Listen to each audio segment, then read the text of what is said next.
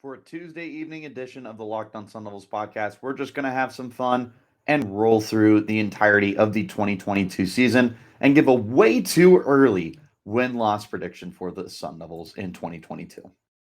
You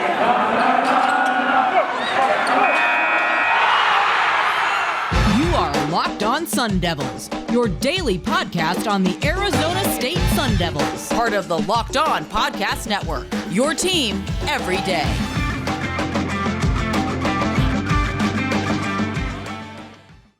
Welcome back to the Locked on Sun Devils podcast. My name is Richie Bradshaw, and I will be your guide for everything Arizona State Sun Devils. Thank you guys so much for making the Locked on Sun Devils your first listen every day. Remember, we are free and available on all platforms, including YouTube, if you would like to check us out on a visual platform. But wherever you do get your podcast, make sure that you hit on notifications so that you get updated whenever we put out a new podcast, Monday through Friday, Arizona State Sun Devils football, basketball, and otherwise. If you're on Twitter, make sure you follow me there at RichieBrads36. And you can also follow the podcast while you're there as well at LO_Sun Devils. Guys, it's going to be a long off season. We're going to be trying to find pretty much anything that we can talk about that's positive, because for some reason I feel like even with the portal deadline being coming on, for some reason after Rodney Gross transferred out, now I feel like 14 other guys are going to transfer too, regardless of the deadline of immediate eligibility being there. But, jokes aside, there's a lot of negative going on with the Arizona State Sun Devils football program right now. And it feels like we're grasping at straws to try and find any kind of positives heading into a very long summer break before we get to see the Sun Devils kick off in Tempe against NAU. But I'm here to try and make it as positive as I can, which is why I'm going to tell you why we're going to go 12-0 this year. No, not really. I can try, but it's not going to happen. 11-1, also not going to happen. But we'll talk about that here in just one moment. What I would like to do today is just nice, easy, laid-back episode. We're going to go through the Arizona State Sun Devils football team schedule for the 2022 season and take a very, very broad outlook on what we should expect, what could go positive for us, what could go negative, just an overall feel. And we'll break that up into the 3 segments, 4 games at a time, 12 games. So let's go ahead and start with ASU's home opener, kicking off against the NAU Lumberjacks. This is an obvious one. So, with no offense to NAU, who was able to take down U of A last year, we're better than U of A. At least compared to the 2021 U of A Wildcats, the 2022 Arizona State Sun Devils are a far better team. We at least have NFL players, right? Especially if Jermaine Lole comes back, there's an NFL caliber player right there. But even if he doesn't, I mean, we still have Xavier Valladay and Corey Bethley and Merlin Robertson are guys who are proven studs. You have other really solid players as well. Emory Jones is definitely a huge get for the program and will help make sure that the Sun Devils offense doesn't completely tank in 2022. Without Jones, man, it's really hard to imagine a season where the Sun Devils were going at least 6-6 in that bowl eligibility range. But with Jones, we're right back on track. I don't really see NAU as a team that could absolutely just definitively beat us. Now, I won't rule them out for the upset, though, because they did take down U of A in Tempe, or excuse me, Tucson. They went down to Tucson, and they beat the U of A Wildcats. And say what you want about U of A, because I'll say a lot. When you go down to another team's home as a Division III team and you take them down, that's big. NAU had every reason to want to celebrate beating their older brothers in the wonderful state of Arizona. That's a big deal for them. They should be proud of that. If they were to somehow come down to Tempe and do the same thing, goodness gracious. I mean, at that point, they're the best football team in Arizona, and there's no debating it. They'd be 2-0 against the other teams because GCU doesn't have a football team. But no, it just I refuse to rule them out. But I also refuse to not be confident heading into this. There's no reason I shouldn't be confident right now. We are a much better team than that U of A Wildcats team was that lost to NAU. And while I'm not saying we're beating them by 40, I do think we find a way to win one way or another. I don't care if it's ugly. I don't care if it's a blowout. We're going to win that game one way or the other. So good news, starting out 1-0. Bad news, dropping to 1-1 because you got to go to Stillwater to play the Oklahoma State Cowboys, who were just in contention for the Big 12 title playing Baylor this past year. Now, there is going to be a lot of change as they're trying to figure out what to do next. I'm going to feel really silly if I'm wrong, but I believe that their quarterback Spencer Sanders is no longer with the program because of eligibility.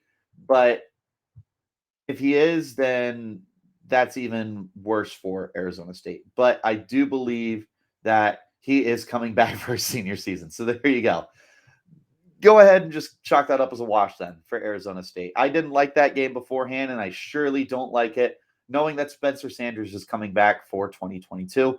And I mean that is a great college quarterback playing against a depleted defense, Pac-12 defense. So, and he gets to play him at home. Oklahoma State is once again going to be competing for the Big 12 title this year. They're a very well-rounded team. They've got some really, really good guys on the defensive side of the football, but there's just not enough here on that Arizona State Sun Devils team to like. And unfortunately, it's to the point where whatever the point spread is for Oklahoma State, I would take them to cover that pretty confidently, even if it was 13.5. I don't like the idea of the Sun Devils going down to Stillwater to play these Cowboys. And unfortunately, I feel like you can chalk that up as an easy loss. Going back to 10P now, after starting out the year 1-1, you're going to go to 2-1 as you play Eastern Michigan. I don't know anything about Eastern Michigan. I'm not going to sit here and pretend like I do. What I do know is Arizona State is going to be coming off a pretty demoralizing loss to the Oklahoma State Cowboys. They're going to get dismantled. And if they don't, then I'm here for it. But when they do, they're going to be very upset and they're going to be looking to take it out on someone. This is where I think ASU can get back on track against another lower level competition team, and they can find a way to get back to their strengths, figure out what they do best, how they do it, and execute. And that's going to be running the football and rushing the passer and making life a little bit easier on the secondary. I think that they're going to be mad because there's a good chance that Oklahoma State obliterates them on national television. I mean, this is going to be broadcast throughout the country, but this is definitely one of those scenarios where the team is going to be looking for revenge, and unfortunately, they're going to take it out on the small kid on the block. So 2-1 for Arizona State, but then dropping again to 2-2 when the Utah Utes come to town to open up Pac-12 play. Guys, Utah was just in the Rose Bowl and very nearly beat Ohio State with CJ Stroud and Jackson Nigba Smith. So there's a lot to like for this Utah Utes team, and not nearly as much for this Arizona State Sun Devils team. So I don't like our odds here. If we get our butt kicked in Stillwater, it's going to be handed to us on a silver platter by the Utah Utes, even at home. I don't like this. Cameron Rising is back. They still got a lot of guys on defense. They got playmakers on offense. They're well coached. They do everything that they need to do. This right now is the best team in the Pac-12 until further notice. ASU does not stand a chance with them. Starting out the year 2-2. Not a hateful way to start. It's just unfortunately your 2 wins are against teams that you're supposed to beat. Let's go ahead and hop into our first break. When we return, we're going to go ahead and continue our slate going through the 2022 Sun Devils season. This is the Locked On Sun Devils podcast. Imagine dipping your finger into that plastic tub of birthday cake frosting and opening your eyes and realizing it was just 150 calories. This is what it's like to eat a birthday cake puff from Built.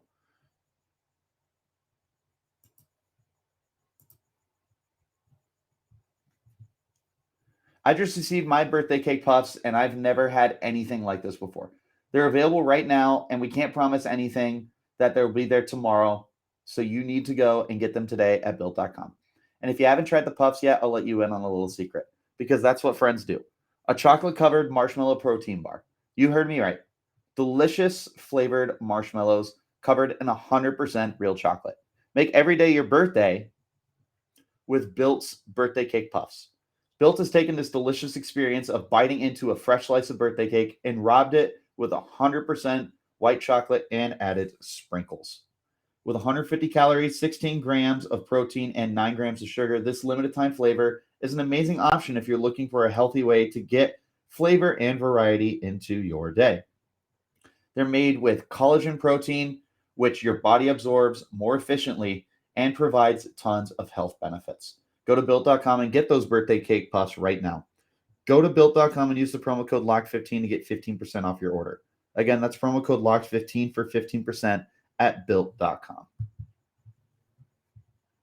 And apologize for those technical difficulties there, but thank you guys so much for making Locked On Sun Devils your first listen every day. Make sure that you check out the Locked On NBA Big Board. Host Rafael Barlow from NBA Draft Junkies and author of the NBA Big Board newsletter is joined by Richard Stamen, Sam Ferris, and Leif Thulin, giving fans an in-depth look into the NBA draft, mock draft, player rankings, and of course, big boards. It's free and available wherever you get your podcasts. Now, let's hop right back into this conversation. Unfortunately, this segment is not going to go as well as the previous did for the Sun Devils. Now, sitting at 2-2 on the year and coming off a bad loss to Utah, projected obviously, ASU has to go to LA to take on USC, who is losing Jackson Dart and Keaton Slovis and Drake London, but is reloading with Caleb Williams and Braylon Addison. Now, Addison is the reigning Fred Biletnikoff Award winner from Pittsburgh, transferring over, getting a few $1 million to come play for the Trojans. Caleb Williams, the former Oklahoma quarterback, following his former Oklahoma head coach, Lincoln Riley, to the Trojans. Look, I'll go on record as many times as I need to. Until USC finally does something, I will not willingly say that they're back in national title contending realms. This is still a good quality team. This is still a team that is going to compete for the Pac-12. This is not the best team in the Pac-12. And it's not the best team in the Pac-12 the moment Lincoln Riley stepped on that campus. Nor was it when Caleb Williams or Braylon Addison got there. This is a good team, but it's not a great team. But with that being said, this is a very good team against the Sun Devils. And this will not be a close game. ASU is going to end up leaving LA with its tail tucked behind its legs because I fully anticipate that USC is going to want to prove as soon as they can that they're a team to be feared, even though I personally just do not see them that way. But it doesn't matter what I think. End of the day, this is still a really, really good team. But neither here nor there. I think that this USC team is just so much better than what the Sun Devils have, unfortunately. I think this isn't a close game, especially on the road. ASU does come back to play Washington, but unfortunately for them, I don't really see this game going in their favor either. For whatever reason, Washington seems to be giving ASU quite a hard time lately. Now, there was a point in time where it felt like ASU kind of dominated the series. In fact, I remember my first season or my first year on campus at school, it felt like they were just these doormats for us. And that was especially true considering you had some literal shirts on there of like fans that said like, hey, thanks for the free win and this, that, and the other. But Washington is not a good football team. They're coming off a 4-8 season, but this is also a team that took ASU down to the wire last year, and it took ASU pulling it right out of their you know what's in order to get the win. That being said, you would think that they could probably come down here and give them hell again. And this is going to be without Kyler Gordon and without Trent McDuffie on the defensive side of the ball. But I nonetheless am not looking forward to this team. I feel like they're going to be a pain in the rear. And that's pretty much what I'm anticipating here, unfortunately, is another loss for Arizona State. Chalk it up to the team now starting out the year 2-5, 2-4. 2-4. It's not ideal. Washington's not a great team, but they're certainly not like this bottom dweller team, in my opinion, but entirely unprofessional. And we'll be doing a lot more research throughout the summer before I do my final bowl predictions. Next up, Arizona State does get to go into Northern California to take on the Stanford Cardinal. And that one, I feel confident in a win. Now, remember the Cardinal had come down to Tempe last year with quarterback Tanner McKee not throwing any interceptions right before throwing his first 3 of his career against the Sun Devils and watching Arizona State just completely dismantle Stanford. I don't see that being a repeat, but I do see this definitely being a game that Arizona State can handle pretty well on their own. So I do like Arizona State to get back in the win column with this game. I'm not afraid of the fact that they're going on the road. The one thing that you have to take into account is that David Shaw is still a very quality college football coach, especially in the Pac-12, but he definitely has just regressed from the greatness that he had. And that's pretty much where I got us thinking right now is this is the Stanford team you can beat. So go beat them. And riding a 3-game losing streak and a team that you've proven that you can handle pretty well, I like that. So ASU getting back in the win column now, going up to a 3-4 record. Right before going to Boulder, continuing their road game streak to take on the Colorado Buffs is a win. This is an easy win. It just Colorado, for me, is probably the worst team in the Pac-12 right now, certainly the worst team in the South. And I don't see any scenario where they can beat the Sun Devils. Because again, like this is a good Sun Devils team. That is a bad Colorado team. I don't see any rebound from them. I don't see any fight. And I'll eat my words if they somehow can pull it off. But ASU getting back to that 500 mark, now sitting at 4-4 on the season. But let's go ahead and take our final break. When we return, we're going to go ahead and hop into the final 4 games of the year. This is the Locked On Sun Devils podcast. Our partners at BetOnline continue to be the number one source for all your betting needs and sports information. Find all the latest odds, news, and sports developments, including this year's basketball playoffs, Major League Baseball season, fights, and even NFL futures. BetOnline is your continued source for all your sports wagering information, from live betting to playoffs, esports, and more. Head to the website today or use the mobile device to learn more about the trends and action. BetOnline, where the game starts. And again, thank you guys so much for continuing to make us your first listen. Make sure that you're making your second listen to Locked On Pac-12 podcast with host Spencer McLaughlin, giving everything you need to know about the Pac-12 in 30 minutes or less. Free and available, just like the Locked On Sun Devils. Let's go ahead and take a look at these final 4 games here. I don't know if this is a favorable end of the year or not. If I'm looking at it, it's not. Starting off at home, Arizona State is getting the UCLA Bruins to come down to play. And I'm not going to lie, I kind of mulled this game over. And ultimately, I went with the win. I think that right now, what the Sun Devils are missing is a signature win this year. And I don't see any of the other teams being beatable. USC on the road is too much. Utah is too much. And Washington wouldn't be a staple win. Stanford wouldn't be a staple win. And Colorado wouldn't be a staple win.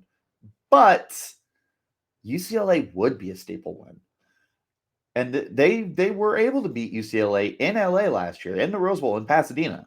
So I like that ASU could potentially hold on to some of that momentum heading into this game. Now, this is going to be a very different team compared to what we just had to play. Whereas UCLA is getting back Dorian Thompson-Robinson and a good chunk of the rest of their team. Their run game is going to be just as strong as it was last time. For whatever reason, as of right now, when I look at this schedule and I say ASU needs a signature win somewhere, that's the one I go to. That feels like the signature win here. And that's the direction I'm going with here. Is ASU is desperate to try and get that win. That win that gets them a little bit of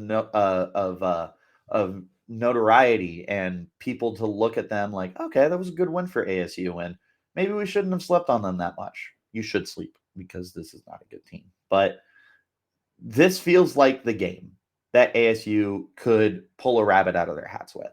So big win at home, big win in the Pac-12, potentially shakes up the Pac-12 South because UCLA is going to be in a three-legged race with USC and Utah for the Pac-12 South title. Losing a game, especially in the division, could be like a death blow to their chances. So this could be probably the most important game for ASU this year. Definitely a losable game, but certainly feels like a winnable game. Going up to Washington to play the Washington State Cougars, this is a loss. I don't like us on the road up north in the wintertime, ever. Not a fan. It's not going to work out. And Washington just destroyed you last year. And I understand this is also a team that's going through a lot of changes as well. But I feel like having the home field advantage is what's going to be the ultimate shining gun here and the difference between the two teams. Smoking gun, not shining gun. Goodness gracious. But that's the difference in these two teams for me, is Washington State is going to be at home. That's the ultimate edge here for me. ASU comes back home to play Oregon State. This is a win. We can't win in Corvallis, but damn it, we can win in Tempe. And that's exactly what's going to happen, is ASU is going to be able to take a little bit of revenge against the Beavers, who by all standards, they outplayed every expectation that was given to them. And good for them. But I want to see you do it again. I want to see you do it again. I don't think this is going to happen twice to Arizona State, because that loss was so critical to your season, and it essentially just completely deflated everything. But now you get them at home. I like Arizona State to rebound here. Finally, of course, closing out the season, going down to play the team down south. Win. That's right. It's a win. 6 straight years, I will have Arizona State defeating the U of A Wildcats. It's a win. Here's why. U of A is certainly better than they were. Night and day difference. They're upgrading a quarterback. Their coach is getting a lot more going his way. They had a good recruiting class. I still don't think they're ready. And I will absolutely eat those words, because it would not shock me one bit if U of A was better than us this year, unfortunately. But with that being said, when it comes to rivalry games, throw the records out. ASU could be trotting into this game 0-11, and I would still like their chances to go down to Tucson and pull out a win to be 1-11, because these teams hate each other. This is the best rivalry in college football. You cannot convince me otherwise. It is the oldest rivalry in college football. It's the most historic rivalry in terms of actually having a trophy that goes with it. Yeah, there's a lot that rides on this. And quite frankly, if you're going into this game 6-5, which is where I have them heading into this game, Herm Edwards knows if he loses this game, that could very well be the end of his coaching career with the Sun Devils. I don't see that happening. I don't see Herm going out a loser to U of A to end his stint with Arizona State, if this is his last year, regardless. I don't see that happening. I think that Herm realizes how important this game is going to be for a variety of reasons, but more importantly for his career. 6-5 is not going to get it done. He needs to leave Tucson 7-5 with that bowl game and potentially go 8-5 if they win that bowl game. That keeps his job. This is a job security game. This is also a rivalry game.